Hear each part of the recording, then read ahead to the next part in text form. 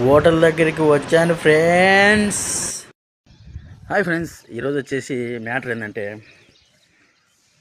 మన గిద్దలూరులో మధురం హోటల్ కొత్తగా పెట్టిండ్రు.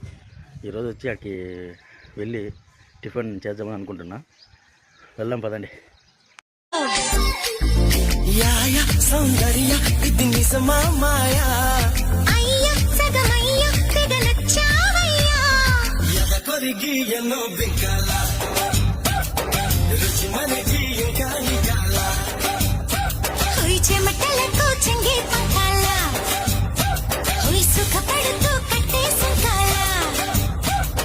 గుసగుసలేదున్నా మా వెళ్ళు నీరు సరుసలేకనే చూపులు.